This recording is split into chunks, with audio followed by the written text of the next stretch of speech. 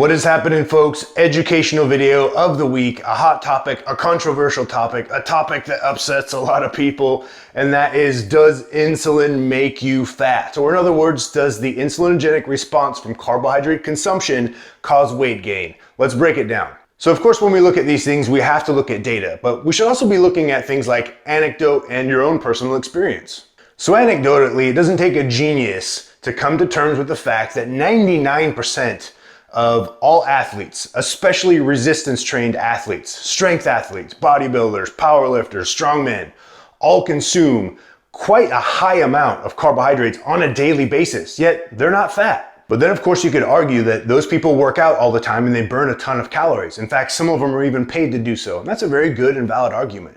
But it doesn't negate the fact that there are whole continents and cultures of peoples that consume carbohydrates with each and every meal. Asia, for example, rice noodles, fruit, naan bread, papadum.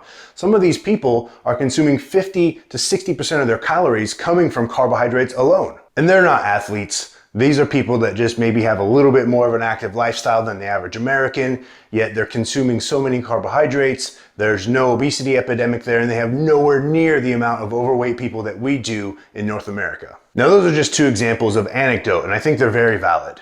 Now, we have to also look at data, which we will here in a moment. But first of all, my personal experience, because I think experience is also something that is very valid.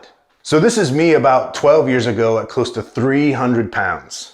I eventually lost 100 pounds. Now, while I was losing that weight, I was consuming plenty of bread, rice, pasta, even beer sometimes, even fruit, and even occasionally pizza. This just goes to show that if insulin and carbs made you fat, I probably wouldn't have lost that amount of weight while consuming carbohydrates, right? But enough of that. That's both anecdote and experience, which are both very valid terms when it comes to these things, but let's dig into the data. Now, this is one older study I like to point out. It's old, it's still valid, however. It was Dr. Kemner's rice diet. And this person, he gave obese people with type 2 diabetes in a lot of cases a 100% white rice diet. And this is what happened. So reading into it, this showed that the reductions in cholesterol were greater than those usually seen with powerful statin drugs. So these people were eating a 100% white rice diet, and they were being held accountable. They're having check-ins with the scientists, much like I would do with my clients. And their exercise consisted of mostly just walking, right? So the statin drugs were nowhere near as effective as just simply eating a 100% carbohydrate diet. His numbers also showed that a high carbohydrate diet improved blood sugars and often cured type 2 diabetes. And this just goes to show that pre-diabetics and diabetics don't necessarily need to do these keto or carnivore diets to reverse their diabetes. A lot of my clients, now I don't claim to do this, this is just something that happens through, coaching people through healthier diets and active lifestyles.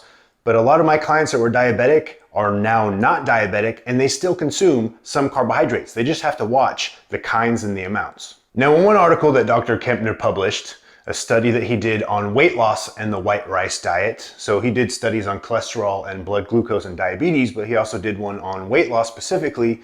He had 106 obese patients do the 100% white rice diet with some exercise, mostly walking again. And collectively, those 106 people lost an average of 141 pounds while consuming carbohydrates and while having their insulin spike up and down through the consumption of those carbohydrates.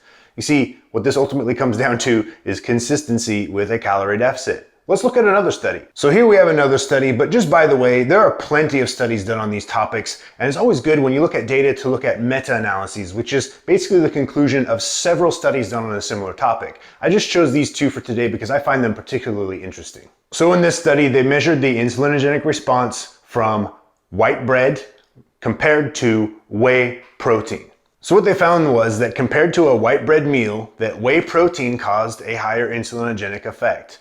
Now, the in vitro data suggests, this was an in vitro study, suggested that whey protein exerts its insulinogenic effect by preferential elevation of plasma concentrations in certain amino acids.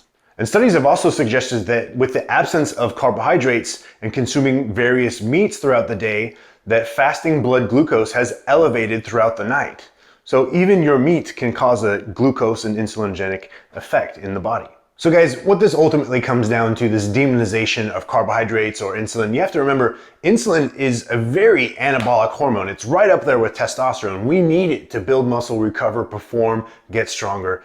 It should not be something that should be demonized. And carbohydrates shouldn't be demonized either. You see, when we develop this kind of fear of certain foods, we start to develop a poor relationship with food, and that is never a good thing. Now, I can say that within my practice over the last several years, I've spoken to a lot of people that are just afraid of carbohydrates, which is a real shame, or they believe in this insulin obesity model. And that's okay, that information's out there, but really it just kind of comes down to the fact that they've just heard it, believed it, and haven't really looked any further into it. Because at the end of the day, a lot of people are just using something like carbohydrates as a scapegoat. And what I mean by that is it's easier to put the blame on something like carbohydrates than it is to self-reflect and take a look at your shortcomings within your own dietary practice. Because the truth hurts, right? And nobody really likes to own up to their own faults. Now, in conclusion, carbohydrates don't make you fat, but sitting on your ass all day certainly will.